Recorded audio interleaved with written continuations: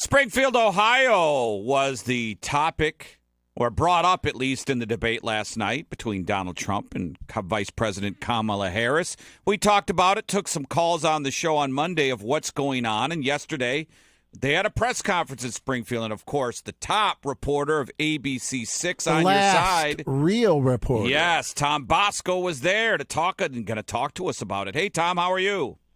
I am good. I don't know if I agree with those statements you made about me, but we certainly have a lot of good reporters on our staff. But thank you for saying that. I'm good, guys. How are you guys? Good. So that certainly wasn't your first trip out to Springfield, or was it?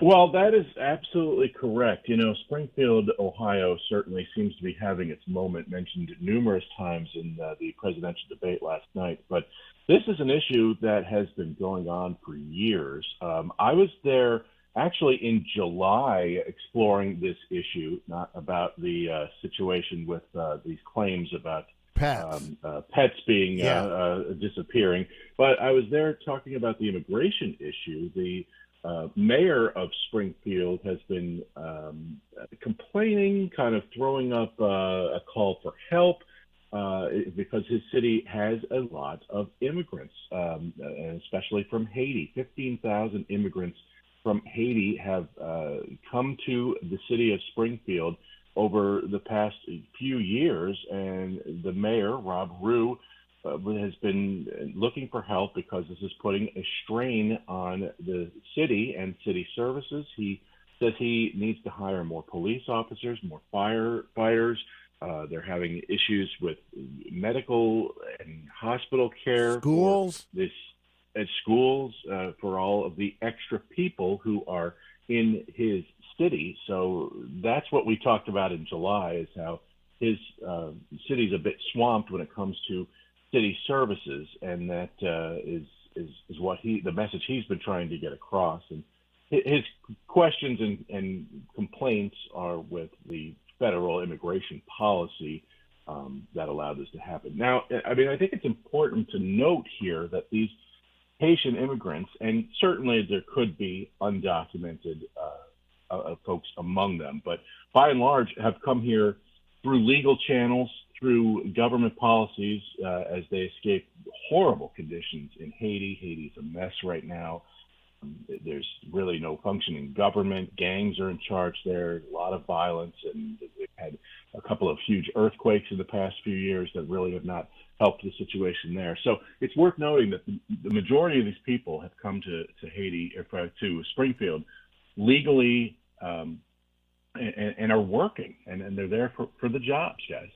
What is the message? What was the message yesterday from the mayor? What was the kind of the goal? Because there's a lot of stuff about cats. I don't think that's true, but there's stuff about we saw videos of a person addressing city council about ducks out of a park. A lady addressing city council about squatters in her yard. There's a 911 call, audio. What was the message yesterday from the mayor? Well, it was interesting because there were two press conferences that happened almost back to back. One is around 3 or so from Governor Mike DeWine. I'll talk about that in a minute. And then right after that at 4:15, the mayor of Springfield and also the president of the Clark County Commissioners came and spoke with reporters in Springfield. And literally the first thing that the mayor did was to say that there was no credible evidence of the pets being stolen and eaten, or the wildlife being kidnapped or confiscated or stolen from parks and eaten. He said there's no credible evidence of that. And it was interesting because the mayor and Clark County Commissioner also went on to say that they don't want people to discriminate against the Haitian community, and also not to take out any frustrations or make any assumptions about the Haitian community based on these reports, which are, again, they say absolutely false. They also they specifically mentioned the cat situation, saying that there are no credible evidence, that police have investigated this, and there's nothing to these stories, and that the same thing, the county commissioner said that she rode along with Park Service folks and said that there was no credible evidence to anyone stealing geese from the parks. Okay, now those Yeah, claims certainly are sensational, so let's forget about the ducks and the damn cat, all right? That's probably is a right-wing op of some sort to get people thinking one way. But did he bring up the child that lost his life on the school bus? Undocumented, no driver's license. I mean, come on. Forget about the cat and the pets. Okay, that makes all the social media chatter. But what about the real problems that are going on? He cannot say that. Did the mayor insinuate that all the citizens that have reported this, they're all lying?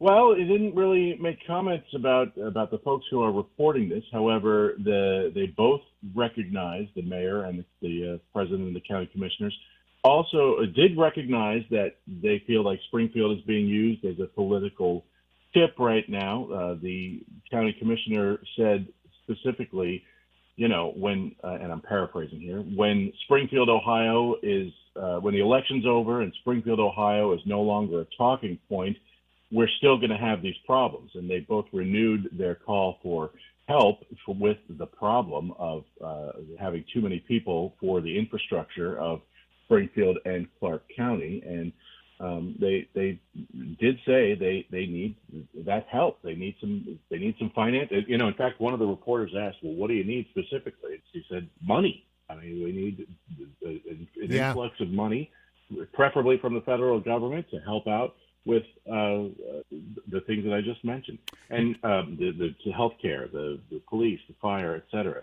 Now, the governor, and I think this comes partly in response to that bus crash, at his press conference, the governor said that he's sending more state troopers to Clark County to help patrol the roads and to concentrate on road safety there.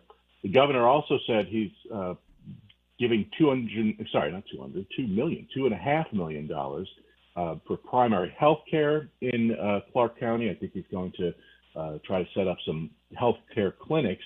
And again, all of these politicians, Republicans, all say that the federal immigration policy is the situation that needs to be changed the most, because that is what has led to the influx of immigration into Clark County.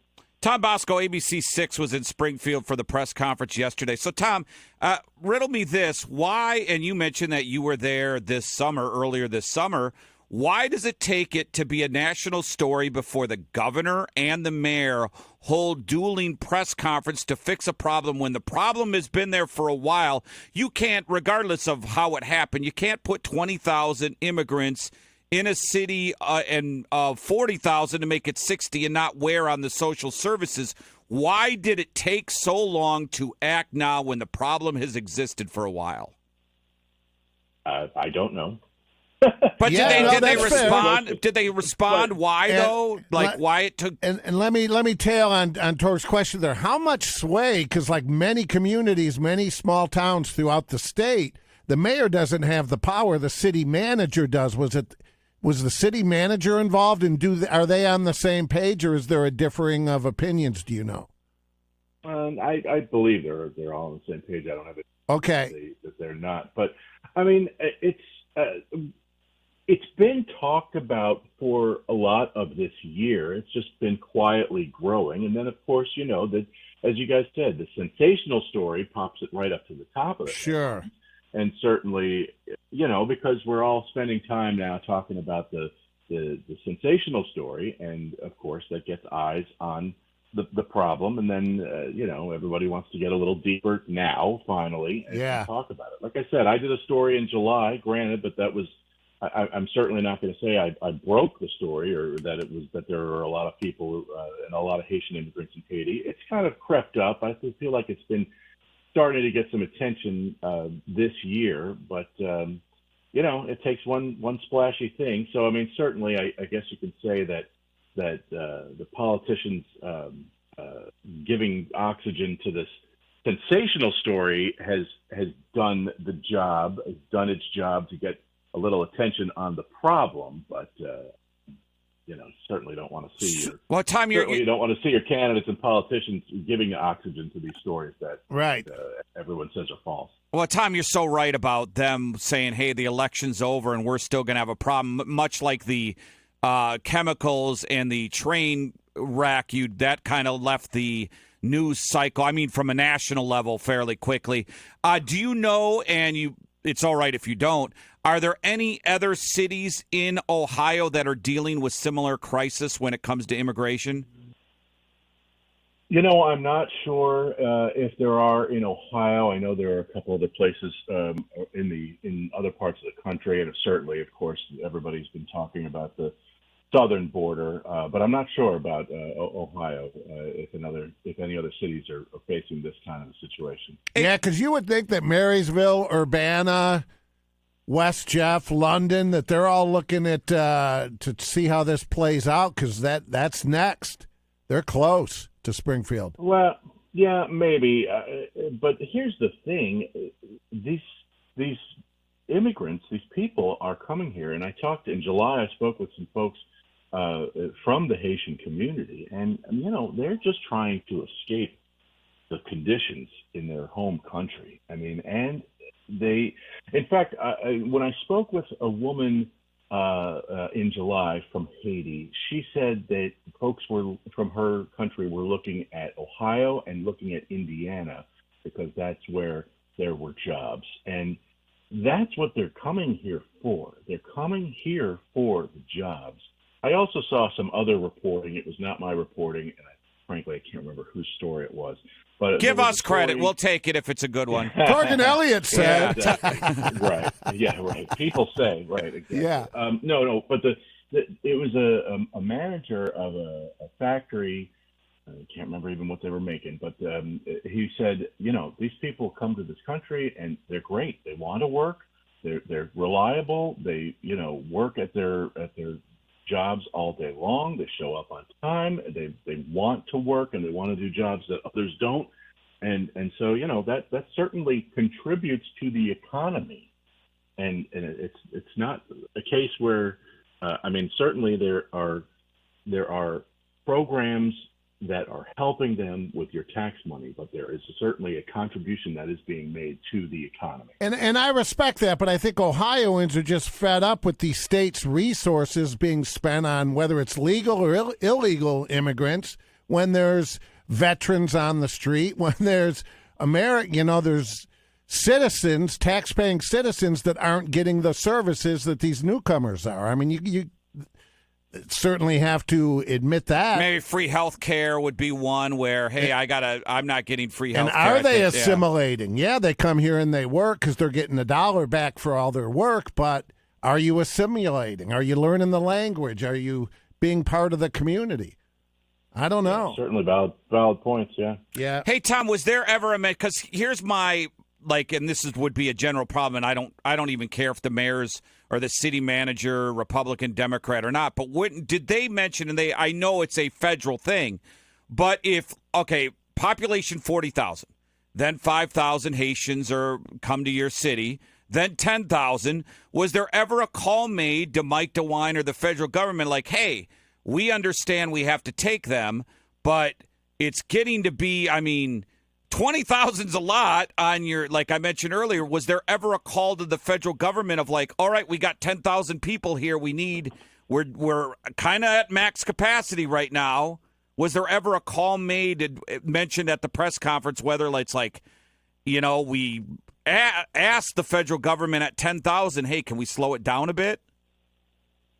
I don't know if that specific call was made, and hang on just because don't you think just common sense would tell you if you get 10,000 people, hey, we need to alert whoever's sending them here of we're good or we need assistance to take more. Do you know what I mean? It's it reaches a point where it becomes a problem. That to me is common sense on the government. Yeah, I do know that city leaders had contacted both of their U.S. senators, of course, J.D. Vance and Sherrod Brown. Vance, of course, has made an issue out of this and has talked about this. In fact, he talked about this a couple of months ago in a congressional hearing. He's kind of a cat guy, that J.D. Vance.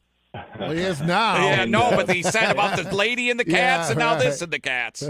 Yeah, true. Yeah. And we actually did hear from Senator Sherrod Brown's office yesterday. A spokesperson told us, in fact, I have my email popped up right now, Senator's office has been in close communications with city officials and community leaders. Senator Brown understands the real concerns from the community about the challenges Springfield faces as it deals with an influx of Haitian immigrants who are putting a strain on city infrastructure. We're continuing to work with the city to address those issues. So a statement there, but no real specifics on how they're working with Tom, the city on that. You're always so good with us. You always come on. It's a tough topic, man, and we'll see how it all plays out and follow along on ABC6.